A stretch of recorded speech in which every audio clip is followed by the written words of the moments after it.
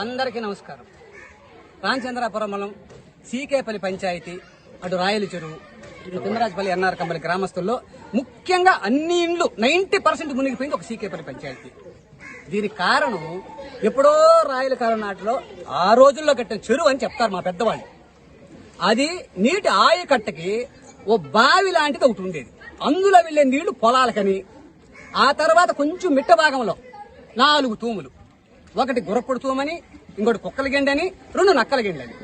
ఇది మా పెద్దల కాలం నుంచి ఉన్నది. ఆ చెరువుకు సంబంధించిన వాటర్కి సంబంధించి, పారుదలకు సంబంధించి వాటర్ ఎక్సెస్ గా వస్తే వెళ్లిపోయేదానికని పెట్టిందంట.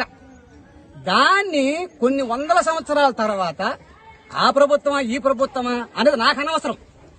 ఎవరో వాళ్ళ స్వార్థం అంటే వాళ్ళు నీళ్లు కావాలనో ఇంకోటి కావాలనో ఆ ఉన్న 4 తూములు మూసేశారు. ఎక్సెస్ గా పోయే వాటర్ గురపుడు తూము, కుక్కల గెండి, నక్కల గెండ్లని శాశ్వతంగా మూసేశారు. నీటి ఆయుకట్టగలిసిన బావిలో సిమెంట్ కలిపి పోసేసినారని ఎవరో చెప్పేది కాదు. ఇప్పుడు మా కళ్ళ ముందు జరిగింది అది గత ప్రభుత్వం అంటారు. మేము వెళితే గొడవ పడతారు, కేసులు పెడతారు, భవిష్యత్తు నాశనం ఆపేశారు. ఇప్పుడు గవర్నమెంట్ వీళ్ళు ఏం చేశారా, వాళ్ళు ఏం చేశారా, అది కాదు కదా ఇప్పుడు కావాల్సింది. శాశ్వతమైన పరిష్కారం ఏం చేద్దారు? అక్కడెక్కడో బాదుల దగ్గర గండి కొట్టారు, అది రికార్డుల్లో అక్కడ మొరవ లేదు. ఆ రైతులు ఈ రైతులు, ఆ గ్రామస్తులు ఈ గ్రామస్తులు అయ్యో తెగిపోతుందంటనే అంటేనే ఒప్పుకున్నారు అక్కడ. ఇప్పుడు ఇంకొంచెం ఎత్తులు వేసుకుంటారు, ఆ బాగానే ఉంది. ఇంకా తెగితే మా పెద్దలు చెప్పింది చేసిన రాయల చెరువు తెగితే శ్రీకాళహస్తి గాలి గోపురం నీళ్లు తాకుతుందంట. ఇక్కడ 4 గ్రామాలు 4 పంచాయతీలు మునిగిపోతే 4 రోజులు ఉంటాం, 2 నెలలు కూడా పైన ఉంటాం, ఇబ్బంది ఏం లేదు. ఒకవేళ పొరపాటు గాని జరిగితే దీనికి ఎవరు బాధ్యులు? ఎక్కడి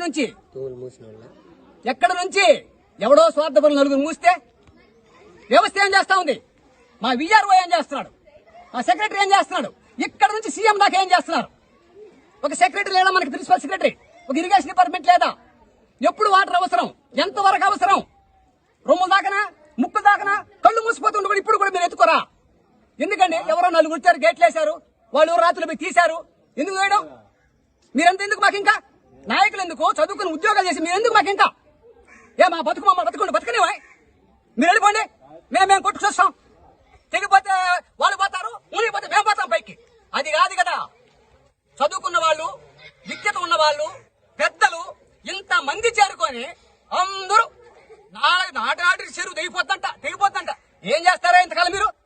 ఏ నాయకుడితే ఏమి? ఒక రాయిని ఎడం చేతులు 5 ఏళ్లు, దీన్ని మార్చుకుంటే కుడి చేతులు 5 ఏళ్లు. ఇదొక పార్టీ, ఇదొక పార్టీ, ఇంతే. దీనికన్నా ఇంకేం ఉండదు రాజకీయ వ్యవస్థలో. అర్థమైపోయింది నాలుగు వాడికి. మూడోవాడికి ఇవ్వము. రాజకీయం రాయే, దాని చలనం ఉండదు, దాన్ని పట్టుకోవాలన్న చలనం లేదు.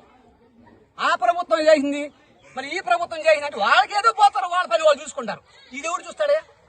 కాబట్టి నేను నాయకుల్ని, ఇప్పుడున్న అధికారుల్ని ఒక్కటే, ముక్కుల వరకు వచ్చి కళ్ళు మూసిపోయేంత వరకు కూడా మీరు ఏం చేస్తుంటారు?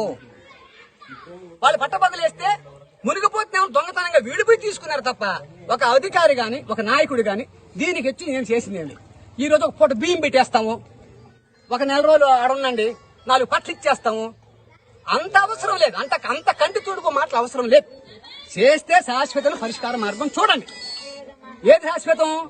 కింద వాళ్ళకి నీళ్లు కావాలి, ఆ బావిలో సిమెంట్ పోసేశారంట, దాన్ని క్లీన్ చేయించుకోవాలి.